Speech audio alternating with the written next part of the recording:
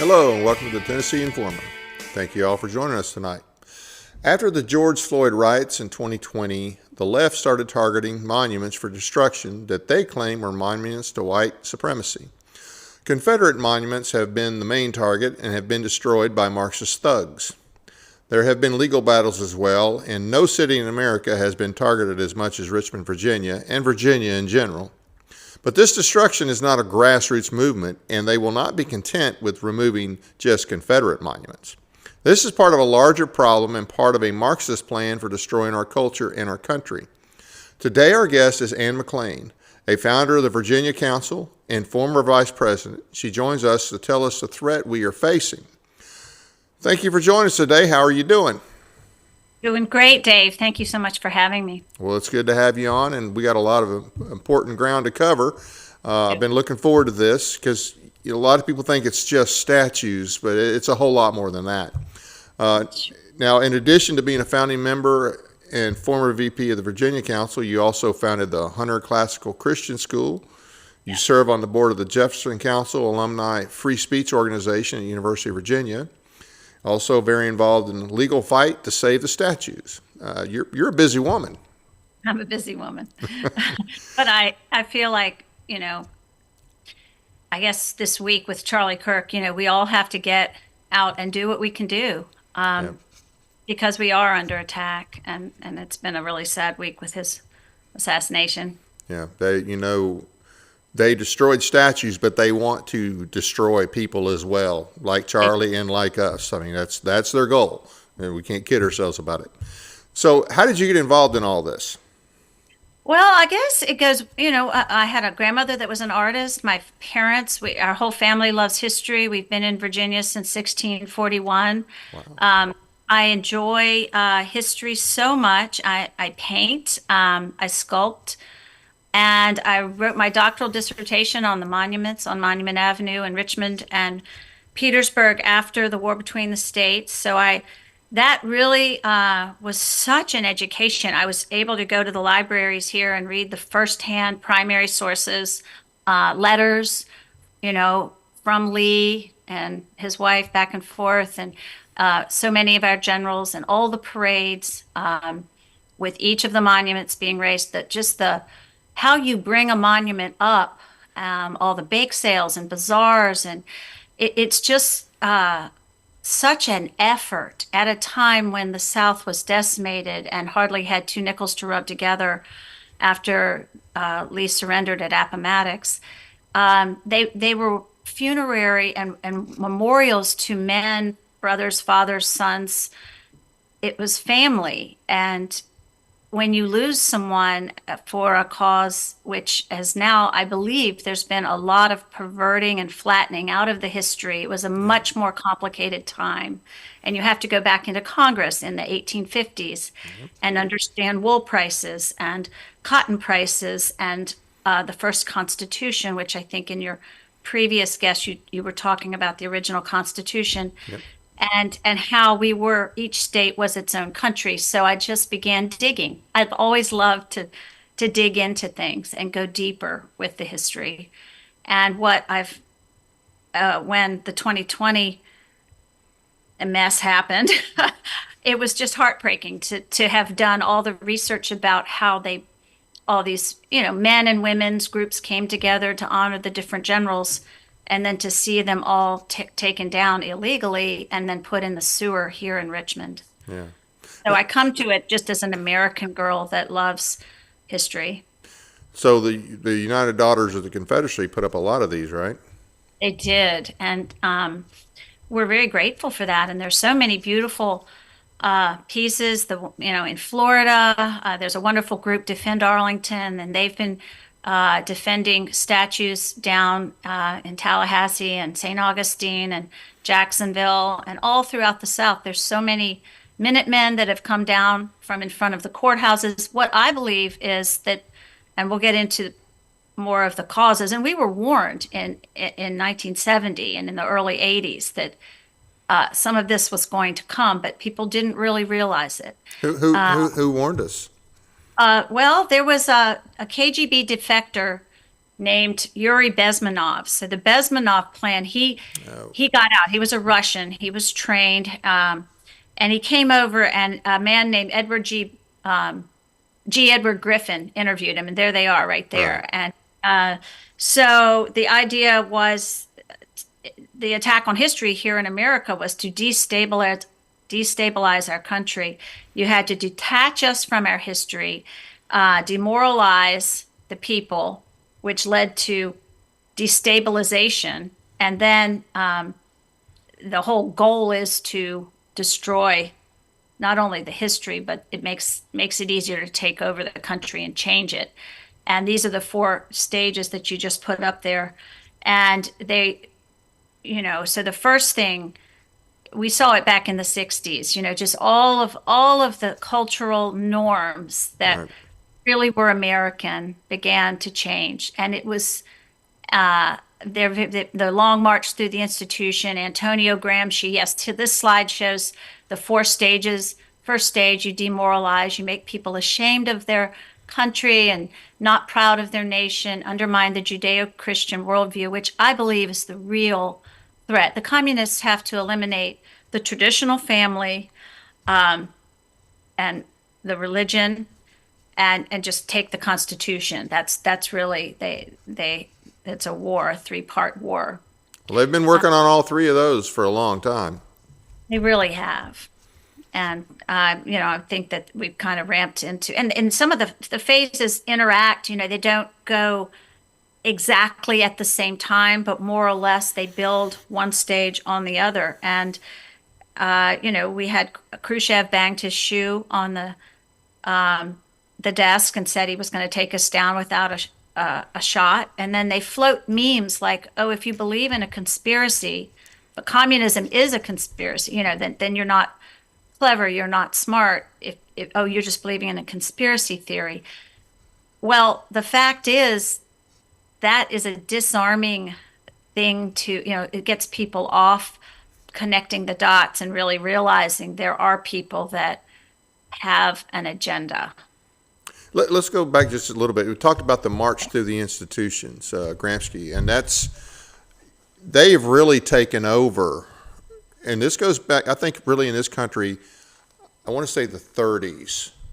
We had some Marxist, communist, whatever, from the Frankfurt School in Germany, and they came over here, and I want to say they were appointed, they became professors at Columbia, maybe Harvard or somewhere.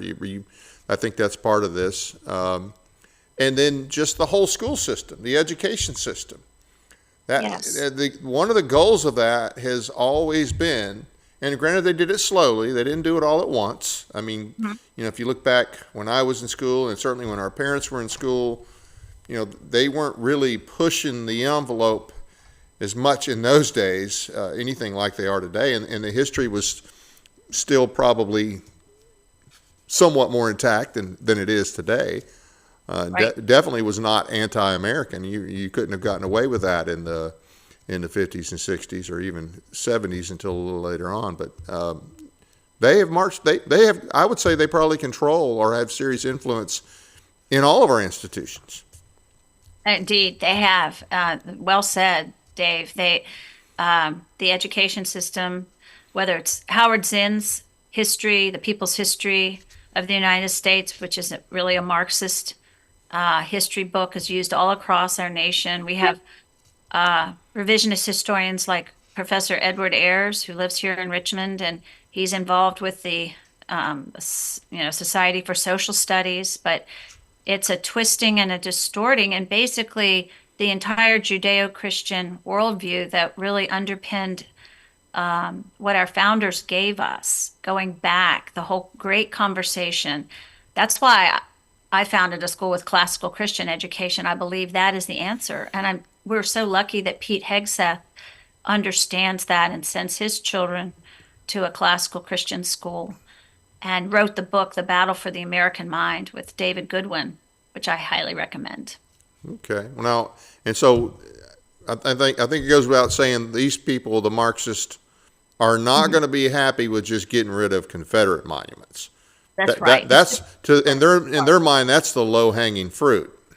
It is. And actually, the Southern Poverty Law Center, um, which is based in Montgomery, and it really, on one of their websites, on the website, they had blacked out all the southern states. They really have to eliminate what we know and love as Southern, because that was a Christian nation that existed for 4 years, or they wanted to be. That was in the Constitution for the Confederate States of America. And it is, as Alexander Solzhenitsyn told us, that this all happened. What happened in Russia happened because men forgot God.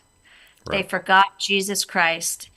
They, the Bible was taken out. We've had this, I mean, complete, steady march through taking, I guess in 1962, we had prayer out of schools. 1972, the abortion. These are Supreme Court decisions.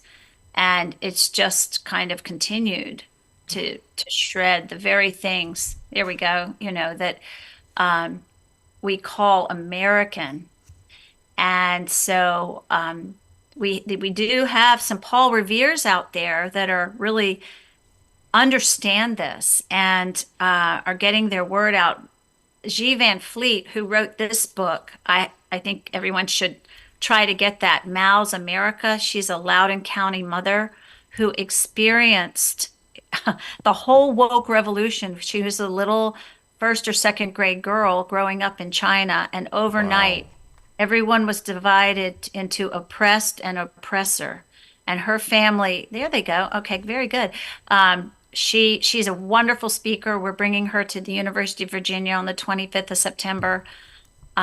She travels. She's been on Tucker. She's getting the word out, and she's such a fresh a voice and so bright about this because she got out at 26 years old, having bought into all the communist, waving the flags and doing all this. But they took her when she was little, and they took the children out, and they had to just work in the dirt, and they stopped learning. That's one thing when they dumb down the education system, and what you described a few minutes ago, it's just been a slower devolution, taking away the rigor, putting in the self-esteem, uh, pedagogy that, making so many distractions. And then now we have the whole gender ideology, which is just an extreme, uh, It's another insanity. It's demonic and it's insanity. insane. It is. And it's to destroy that traditional family.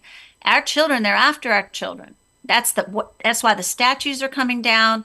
They are so bent on the revolution, and the whole thing has to do, all their aims, their goals, their destruction has to do with teaching the younger generation something entirely different and having to eliminate the memory of Robert E. Lee, what a fine person he was. He was one of the first to get, his face bashed in at Duke University Chapel as you go in. Then the New Orleans Lee came down.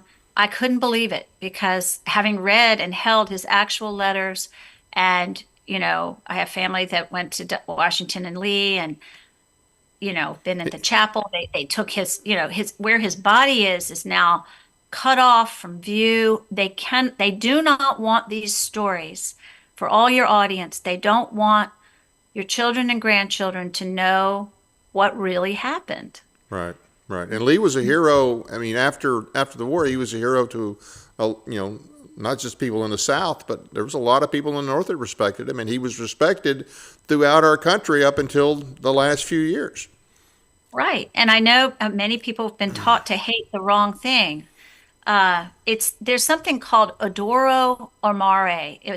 From the Renaissance, when our schools were just starting, colleges in England, to learn to order the affections. There are lots of things we can love, but there are some things we shouldn't love, and other things, I guess it's biblical, what will bring you more happiness and a fulfilling life. And I think that that's something that our colleges have forgotten. And anyway, If we put up it, that last slide, I think towards the bottom of it, because you mentioned, is it Zy or Z Van Fleet? Z? G-Vent, G Van. yes, Okay. on the no the slide before that, you mentioned something about the four olds, and this is part of what Yes, Mao tried to get rid of. They tried to eliminate the four olds. Let's talk about the four olds a little bit. let's do. Yes, she's very strong about, they are the customs, culture, habits, and ideas. Those are the four olds. So your customs, whether it was um, the ladies' tea or um, prayer or everyone going to church on Sundays or whatever, the culture would be we all love and respect a certain amount, the whole Western canon of art. Um, Roger Kimball talks about this in The Rape of the Masters, how, they're throwing tomato soup on these, amazing pieces of art in Western, in regular, museums, then habits. Well, we all know we have certain habits, but they've got to change those. I don't know whether bra burning in the 60s, just anything. It's disruptive. And that is what what Karl Marx also, who dedicated his book to Lucifer, said, the point is to change everything. Yeah, yeah, So we've all thought, oh, this is just a new trend, or we'll just, I think many of the women have been sort of sold a bill of goods that, oh, it's just fashion. But the whole idea is to make you forget your mother's and your grandmother's generation. right. It didn't. Obama said something about the breaking down the old foundation or laying a new foundation. Obama said something about that when he came into Yeah, office. he said his goal was to fundamentally transform the United States of America. Yeah, And the woman who said that, his domestic policy chief, is a woman named Melody Barnes, and she's in charge of something called the Karsh Institute at the University of Virginia. She was here in Richmond. She was raised in Richmond.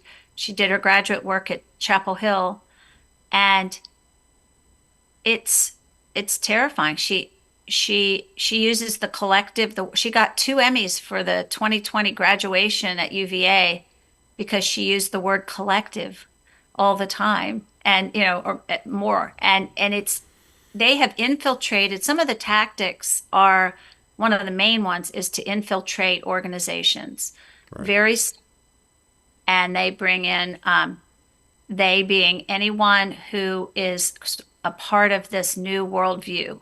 right. I know it sounds, believe me, read this book and you will understand that the things we're seeing, there are patterns that have been tried before, and we just need to educate ourselves about them. Well, ever since we started bringing, since we gave China most favored nation status, and even after 1989, I think that's when we kind of, I guess, upped our outreach to them. But it just seems to me like, and the thought was, well, we can have more, we can have a positive influence on them. That was at least the bill of goods we were sold. But I think, we know that they've stolen a lot of our technology, and we know that they're heavily invested in a lot of our universities. So I think they've actually had more luck changing our society than we have had changing their society, from everything I can tell.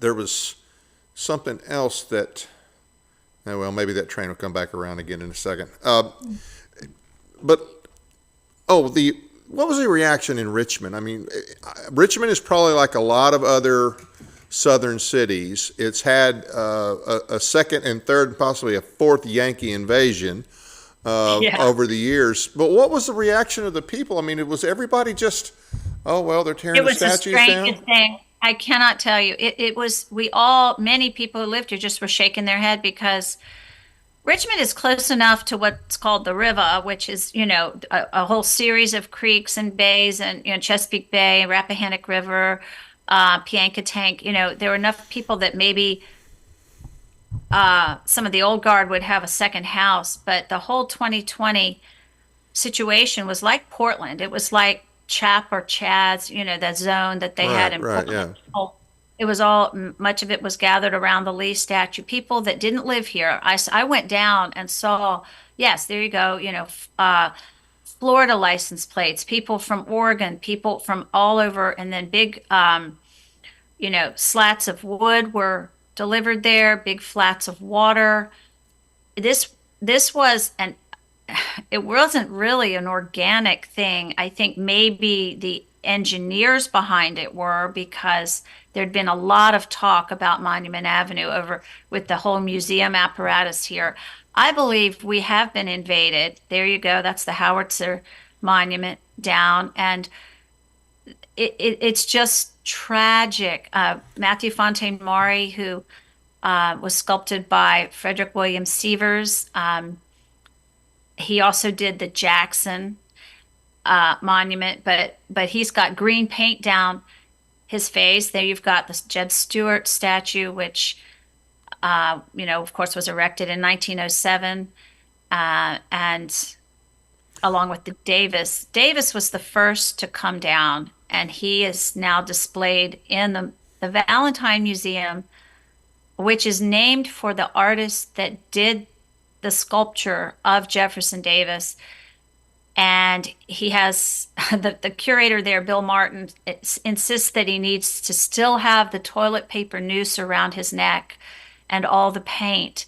And we now have another iteration of horror happening because there it is right there. That's going to be sent out to Los Angeles to a museum, an exhibit that's opening in October, where they're going to show our Virginia heroes, people that died defending all of Richmond. Those 5 generals put their lives on the line to defend everyone of every melanated type of skin from an invading army.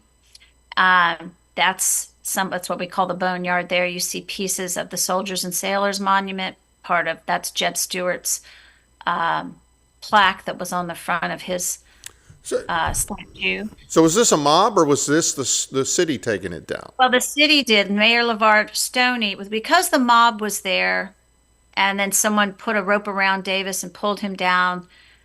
Mayor Stoney said it's unsafe. You know how they use health and safety as a weapon. We saw that with the COVID shot. Roll up Right. your sleeve. Let me give you a shot. It might give you myocarditis, but we're not going to tell you that. We're taking care of you. Right.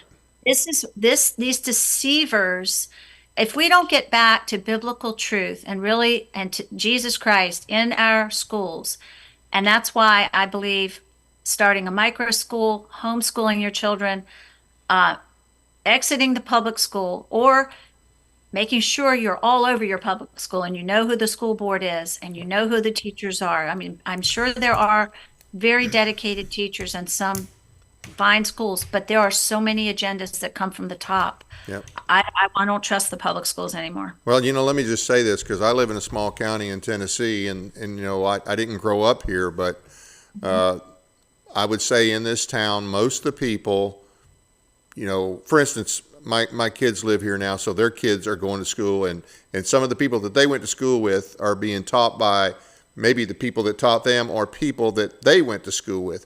Now that's great. But let me tell you now, some of the garbage that I've seen go on, some of the stuff that's come out over the years, our state, just like every other state, has garbage books. And of course, now it's all online garbage. Yep. And so our district tells us, well, these are our choices, and it's the state, but they don't stand up. No. They don't stand up. They don't say no. And if you call them on it, well, there's nothing we can do. It's the state. You would not believe the stuff in small towns that it's not just Richmond. It's small towns because the garbage is coming down. It's all the same. They're all teaching it because guess what? Most of especially the younger teachers, they all went to colleges that teach this garbage. So they're going to pass it on. And it doesn't matter it doesn't matter if they sit with you in church on Sunday, doesn't matter what, they're still going to teach the garbage. You can't. It's strange. Yeah. It's very hard to get a handle on it because these education graduate schools take the low performing students, and I hope I'm not offending anyone, but often it happens.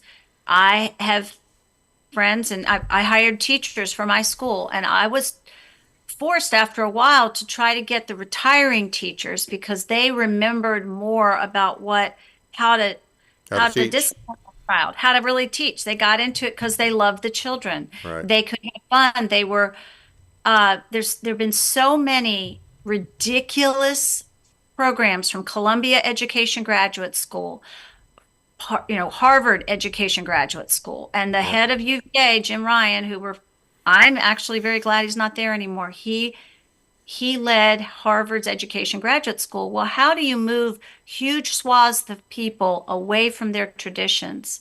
You do it through the schools. We're Yep. having a revolution through our Yeah. schools. Let- And we, And that's part of the plan too. Let's, well, we can talk about this slide real quick, but then I want to go to kind of get back right, on about that. I mean, this is a Marxist assault it on is. our society. And it's not just the statues. They're not going to be happy just to take down Confederate statues. I mean, I think they've already taken down. They even took down, a lot of the left claims him, but they even took down statues of Lincoln. And They did. Junipero Serra out in California. When not Mark Twain, John Wayne's name came off the Arizona airport. yeah, That I was like, whoa. And when Dr. Seuss they hit Dr. Seuss. I said, this is just a pervasive shredding of what we know and love about America. They don't want us to be strong. The no, strong white male is the one they go for most, and they don't want local strength. right. Um, They want you know, they want yes men, and they want that's right. college educated women or indoctrinated women running things. That's what they want. Right. And that's been a weapon of choice is the women. Yep. Because the men want to be good husbands. They want to love their wives and girlfriends. They want to please them, and they're going to have to take their homes, and remember the biblical architecture, how the God's design is what we have to go back to. And Solzhenitsyn said that it's all done by getting us away from biblical truth. Right. Old Testament, New Testament. So there we go. And it happened.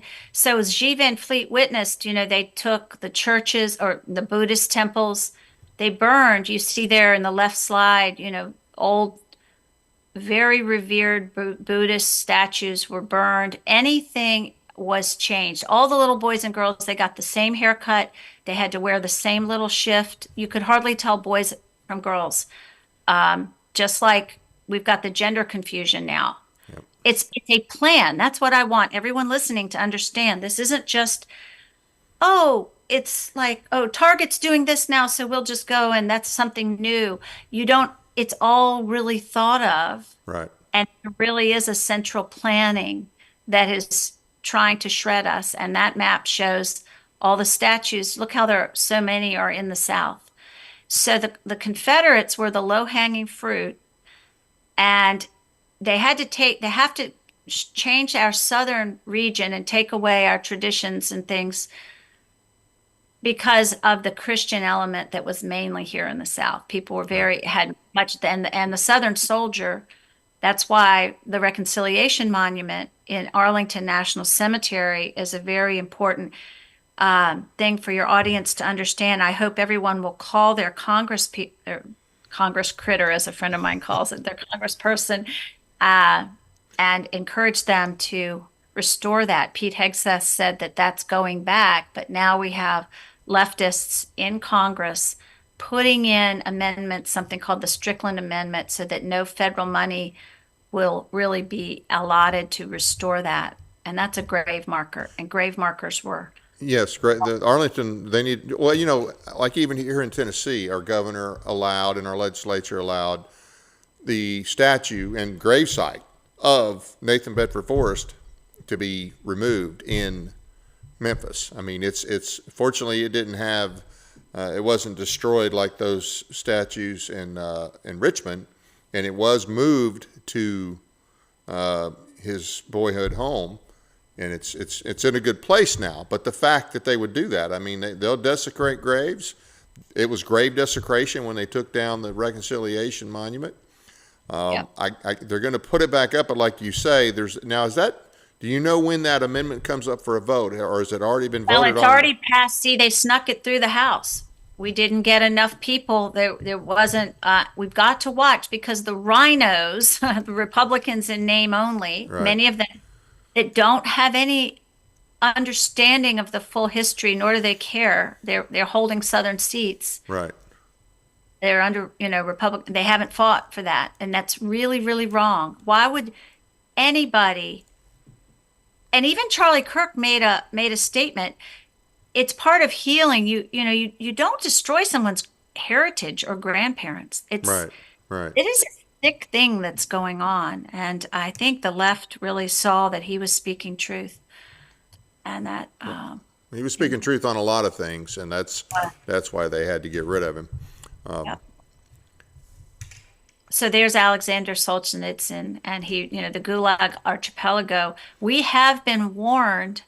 We have not heeded the warning, and I just hope we can dig down deep and really get that face time with the Congress people and vote out the bad people and watch your school boards. Um, it's I wish it were a happier story, but it just continues to get worse and worse. Well, and most people don't even realize that we're under attack. Even most of your politicians, they don't have a clue. These things go on, and so some of these things have been brought up in our state legislature in terms of like the CRT and Yes. the whole gender identity garbage, and they pass laws. But in our state, for the most part, there's exceptions to this, but for the most part, the T in Tennessee laws stands for toothless. Because they don't actually enforce anything. For instance, there's certain rules about they pass certain things about the girls and boys sports or boys in girls bathrooms. Well, there's a case in Williamson County, which was supposedly a conservative county, where that law is being ignored. But guess what? The great thing is they passed a law to where now the parents can sue them privately. Well, wait a minute. Why should the parents have to sue to enforce a state law? The idea is chaos. Make everything so complicated. The lawyers get rich. Everyone has a miserable time because you can basically, as I said, the punishment is in the process. Yeah. Just having to defend.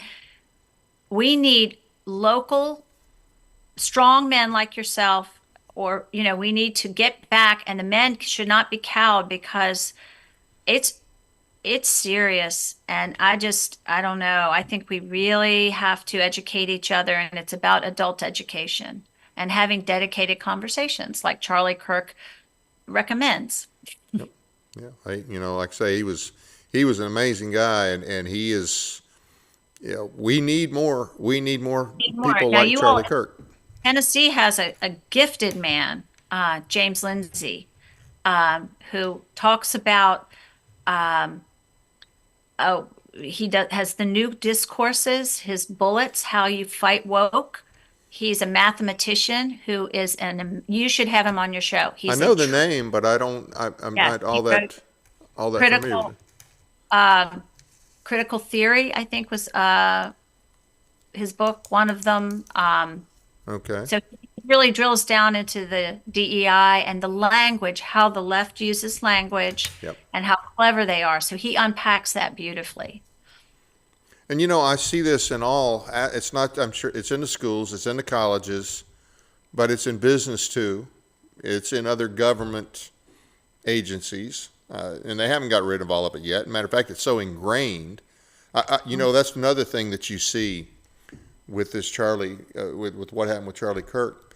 All these insane, demonic left wingers are celebrating, and a lot of them we find out are in our government. Yes. Even there were some in the military, there were other in government positions. Now, fortunately, some of them have been outed, and they're being fired like they should be fired, okay?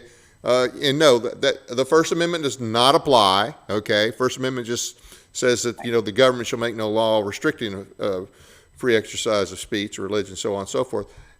Doesn't say that number one, you don't own your job, number one. Number two, your employer, if you're bad for business, he's got a right to get rid of you. And Absolutely. so it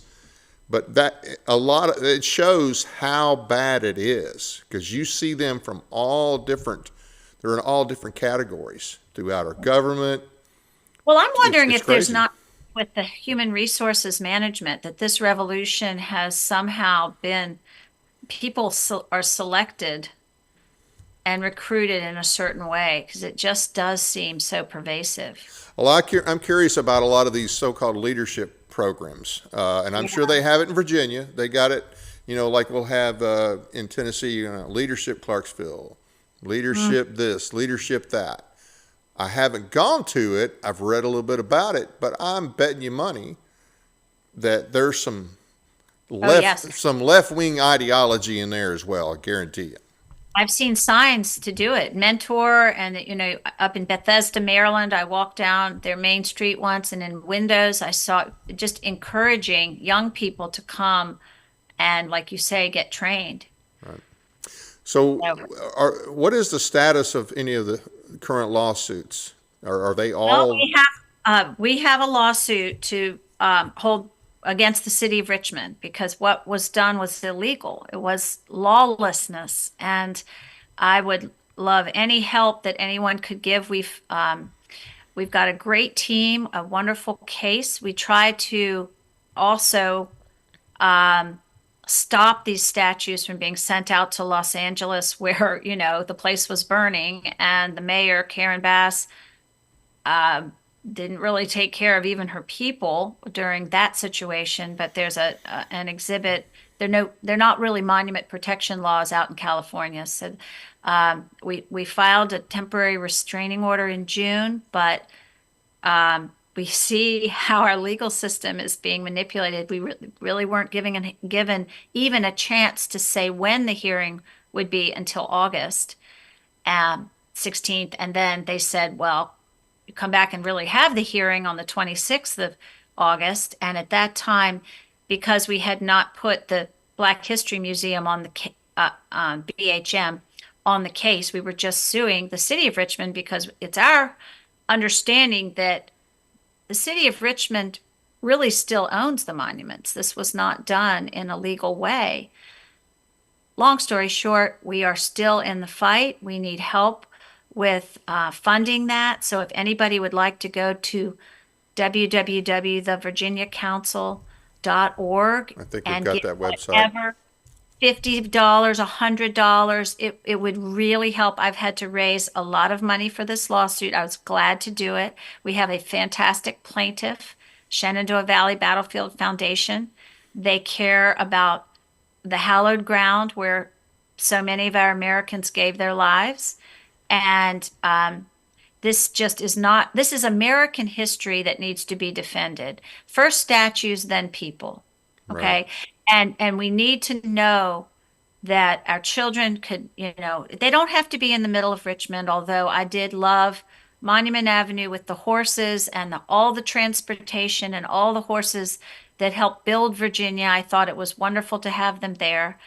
My whole dissertation talked about the lost cause as a Christian funerary movement. And that is what these revisionist historians cannot have the understanding of these statues be about. But that's what they really were about. They weren't white supremacy. They were virtue supremacy. They were nobility in defending the home Right. from an invasion. And that's been so twisted. No one likes slavery. It would have, I am certain, and there were 46,000 free blacks. There were black Confederates. Yep. Glad slavery is over. But there were 4 states in the Union that were slave states. There's just there's so many permutations that need to be understood by people and not buried and not canceled. Well, Lincoln made it clear that the war was not about slavery, and that in his inaugural address. Grant was pretty clear that, hey, I'm not fighting for slavery. You could not have raised a division, probably not even a brigade in the North, of those willing to go to fight to end slavery. Like you said, we had 4 slaveholding states that were in the Union during the war. Okay, Right. West so Virginia it's was admitted that's right. as a slave state. So how people, Lincoln locked up the Maryland legislature. Yeah, and What if someone did that so that they would not vote for secession? Secession was a right. Yeah, that's what the founding generation believed, and that's what a lot of people north and south believed. And as far as West Virginia, which is my home state, but it's illegally created. It was created out of Virginia. You can't do that without the permission of a state. So the whole thing is, like I said, you got to follow the money on this. That's what the war was about, was the loss of revenue, not just the revenue from, okay, now the South is not here and we're not getting their tariffs. It was the fact that now we'll have southern states with southern ports, and Europe will do trade with them a whole lot more than they will with us. Because if you look at the initial attitude of a lot of the people in the North, even including in New York, they were like, hey, it's their right, let them go. We don't like it, but let them go. And as things got worse, they started having economic impact. They're like, we got to do something. Change their mind. Exactly. Yeah. I think it was actually the Northeast was going to secede 8 times between 1787 and the war between the states. They threatened secession for different reasons. Yeah. Oh, yeah. The war of 1812. And no one ever talks about that. No. And matter of fact, you brought up the War of 1812. So and I know this, I don't want to get off on this too much, but people need to understand it, because it's been so easy for them. And I'll tell you what doesn't help. Idiots like Mark Levin, idiots like Bill O'Reilly, and V.D. Hansen with their garbage about Lincoln the Great Emancipator, and that's what this. No, that's not what the war was about. I know. Not at all. And people need to understand that. And like you say, the people in the North still had their slaves. They made it clear that was not what the war was about. And it was just, once they realized they were going to lose that money, that's when it became an issue. And you mentioned the War of 1812. New England states threatened to secede. And matter of fact, they even nullified a lot of what Madison tried. Madison wanted to invade Canada, and the New England states were like, no, we're not doing that. They didn't provide the troops. They said, we're not going to do that. So, I mean, secession was something that was threatened by the North much more than the South. And nullification was used on both. Exactly. And, the Republic, the whole war for Texas, just everything. And just encourage people to read. And I think that the truth eventually bubbles up. Tom DiLorenzo does a lot of good work. Yep. The Real Lincoln. I would encourage everybody to read The Real Lincoln. Yeah, it's pretty interesting. Yeah. And so we really want these beautiful, this fine artwork. I come to it as a designer, as an artist as well. The Lee Monument from Monument Avenue was one of the finest equestrian statues ever created. And, they cut him in half, but, maybe it could be restored. So is there, the lawsuit you said is still pending, or one of them, or how many? We're still working on it. We've got, yes. So when's the next date, the next court date on it? I believe they're discussing venue on October 9th. So it's going to be a long slog. So if anybody is inclined to try to help with this, again, no donation is too small. I think if people get the word out and go to the virginiacouncil.org, but click for the legal fund, because that goes to help. And we have a great legal team, and in their heart, they know what's right, and they're really good lawyers. It's just a long and expensive fight. Right. Yeah, and well, before we get to what to do about it, I want to say the people that have taken these statues down, like you say, they have an agenda. We've talked about their agenda, but those people who may be like, well, I just don't care. You're caving in to people that they don't want to just take these statues down. They want to take down everything American, everything about our tradition, certainly anything Christian. They want to take that down. So if you're okay with, a bunch of dead Confederates, I don't care, you've got no argument when they come for Washington, when they come for, oh, by the way, all of our early American heroes, almost virtually all of them owned slaves at one point in time. So if Yep. that's going to be the discriminating factor, then we're going to lose everything. I So, know, and that's what they use, and that's that race Marxism, right. which I think James Lindsay wrote that book. Yep. You need to get that. It's the weaponization of everything, the weaponization of history, of language, of the Right. schools, of the gender. They will divide, divide, divide. Now, under Christ, you're unified and come together. It's about the inside of the person, not the outside. And the depth of the character, right and wrong, all these things that your grandparents taught you. Go Right. back to the way grandmother did it, the way, John Rosemond talked about as far as parenting practice. I really think we're at a very serious place. Yeah. So what are the key takeaways, and what can people do? What's Well, other than well, donate, obviously. join a church, a Bible believing church. Um, Start your micro school. Read. I referenced Peter Schweitzer's Blood Money. Understand, G. Van Fleet's Mao's America. Yes, elections, ballots. Make sure we have honest elections, paper ballots. Um, Fight the massive leviathan of the government. I think that when I mean, we're very lucky to have Donald Trump in the office and some of the team that he's gotten around him. So, Other than Hegseth, is there anybody else up there in D.C. that's been helpful on this? Andrew Clyde is someone, he is a congressperson from Florida, I guess. He's a good guy with that. Our Congressman John McGuire, he's a SEAL team uh, leader, and who's up in Congress now. He understands.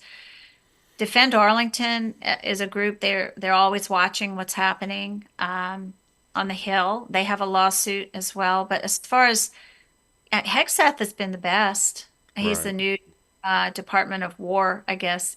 We had, under Lloyd Austin and Biden, there were so many Right. that were done wrong. So, yeah. So, you mentioned the Strickland Amendment. Who is Representative Strickland? Where's he from? Do you know? It's a woman, and she is an African American woman from the state of Washington. And again, there are just why would she care about this? It's not at all in her area, but she put this forward. Again, there's just brokering that's happening. I don't know what deals are made. Now, is this And in I'm the sure NDAA? This is it's in the NDAA. It needed to come out. And I hope the Senate, I hope that I don't know, is Marsha Blackburn? She a Yeah, she's senator? our senator. Yeah, her and Senator, Haggerty. she really needs to know about this. People, you should not lie about history. It's American history. We're coming up to our 250th birthday, which, by the way, I think that has a lot to do with this. I think the forces, the The left. global left wants to redefine America and Right. take it and make it theirs. Right. And this whole birthday celebration is the opportunity, the big shebang that a lot of this, and I hope Trump, I'm so glad he's in the office. We need to support people like Doug Burgum in the Department of Interior. Get to him, educate him. You don't destroy history. At least Hegseth said that. Right. We don't do that in America, especially when they're people's great grandparents. So this Strickland from Washington State, is she a Democrat? Yes. Okay. Well, of So, course. but I And mean, Don Bacon, who's terrible on heritage things. He's a Republican that v goes all against preserving American history, and he's a lame duck. I mean, he's not coming back, but he's also been a part of trying to thwart and another Virginia Congressman Don Beyer. That's amendment number 567. They're throwing these in the NDAA so that these things cannot be restored. And so we've got to rely on Trump probably and his team to make sure that the right stuff happens. But I guess this always is the game. Do you know when the Senate vote's supposed to be? I do not know that. I know. I don't know. But the fact that the Strickland Amendment made it through, I mean, we have a majority in the House. It's a small majority. Yep. But once again, the GOP allowed it to go through. But you said Bacon. You said Bacon is a Republican. I think he's from what, Nebraska? Yes. Okay. Any other bad characters we need to know about? Trouble. Bacon and Don Beyer. And there is a committee, a preservation committee, and both of those men happen to be on it. See, what you've got is cultural Marxism, going back to Gramsci, however you say his name, Gramsci, that you're going to take America through the culture. Right. You're going to change it. So they infiltrate the committees, make certain decisions around the board table, and pretty soon you have a lot of monuments coming down, and there are a lot of deals behind the scenes. So let me ask you this though: the Reconciliation Monument, didn't they make a deal with the state of Virginia for like 50 years now that they did. They Governor Youngkin, that's where there's some unnamed things that happen. We don't understand why wouldn't they just put it back, return it? But I think that the gift of 50 years to be renegotiated prevented a lawsuit or something. It was a strategic, there are all these things now. And actually it makes me think of John Adams. Our nation was only formed for a moral and religious people, meaning Christianity. Right. And we have now confused waters. We have a lot of people that have made an idol of money and power. And that's the big thing. Yeah. The bottom line is their only bottom line. Yeah, exactly. Well, I hope, I hope that you're successful with your lawsuit, and I hope more people wake up and understand, what's going on and resist this kind of garbage. Right. So I do too. It comes back to family and church, and so we should resolve to guard our history and teach our children well. Yeah. Any closing thoughts? No, just thank you for the opportunity to get the word out and to go to, have people go to the virginiacouncil.org, to the legal fund. It would be amazing. We can put these things back together if we have the means. Great. So do you have somebody lined up to do that if you were able to? Yes, we do. And so your suit is against the city of Virginia, excuse me, the city of Richmond. City of Richmond. Okay. Mm-hmm. But we want these to be reestablished, whether it's in the Shenandoah Valley or someplace, Jeb Stuart. Right. I would like to see him go to Laurel Hill, which is Jeb Stuart's birthplace. It's just such beautiful equestrian art, and these men had courage, and to just see them through one lens that's provided erroneously through the Southern Poverty Law Center, which is full of Marxists, is really wrong. Yeah. Well, I think most people have woken up to the fact that the SPLC is just a bunch of Marxists. They should be. And criminals, apparently, from some of their financial deals. Now, you're going to have on the 25th of September at the Virginia Council, you're going to have is it G? Van Fleet. Actually, yeah. She has spoken for us at the Virginia Forum. You see, that's an advertisement, but she's going to be coming to the University of Virginia, to Minor Hall, and it's the Center for Politics and the Jefferson Council are bringing her there. So you could go, if you Google the Jefferson Council, you could get a ticket for that or register to come. Well, I need to get her on the show because, I'd love to have her talk about what she experienced in China growing up and how she sees that going on here now, because people need to hear that. She's wonderful too. She's a great speaker. Well, hey, thank you for being with us. Just hang in there. Appreciate what you're doing, and we'll definitely keep in touch. Thank you very much, Dave. It's a pleasure. You have a good one. I want to thank the audience for taking the time to watch our program tonight. It doesn't cost anything to subscribe, so please be sure to hit the like and subscribe buttons, as well as the notification bell so you never miss an episode. We appreciate your support. Thanks again to Jonathan and Mary for their financial support from July through September. We really appreciate it.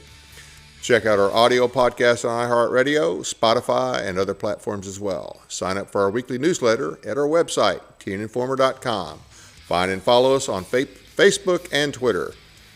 We the People of West Tennessee presents Nullification, Past and Present, Tennessee Citizens for State Sovereignty, Tuesday, September 16th, 6 to 8 p.m. Speaker is Danny Blitz with TNCSS. This is at Jackson First Assembly, 1027 West Forest in Jackson, Tennessee.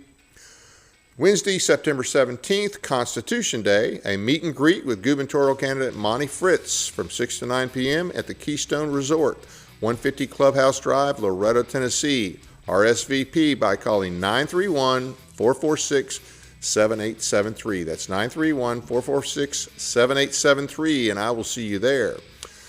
Shahram Hadian, Battle for America, the Islamic Sabotage and Our Response. This will be at the White County Republican Party, Courthouse 1 East, Bachman Way, Sparta, Tennessee, September 22nd, 6 p.m. The TFA in Cookeville will host TNCSS Speaker Danny Blitz to discuss nullification September 29th from 6 to 8 p.m. at Logan's Roadhouse, 1395 Interstate Drive, Cookeville, Tennessee. Tomorrow night, Tuesday, 7 p.m., I will be appearing on the Mike Weatherford Show for a special presentation on the Charlie Kirk assassination, including a vigil that will be occurring in Paris, Tennessee. You can find Mike's show on Facebook under the Mike Weatherford Show, as well as on YouTube under My Paris TV. Representative Jay Reedy will be there. Senator John Stevens will be there as well. Next week, we'll have another great lineup of shows. On Monday, September 22nd, we start the evening off with Tiffany Boyd. Tiffany joins us again this time to discuss the dark side of the school choice movement. Is it a globalist scam? And we'll also dig deeper into some eye-opening and shocking relationships between the most unlikely organizations. You're going to be surprised at some of the organizations that are involved with some very bad players. For the second presentation that night, Will Bolden joins us to discuss his intention to run for representative in District 23 against incumbent Lee Lackey Mark Cochran. That is Representative Mark Cochran, who pretty much does what Lee tells him from everything I can tell anyway. You don't want to miss it, so mark your calendars and share us with your friends. Hope to see you then. That's it for now. Good night from Paris, Tennessee, that is.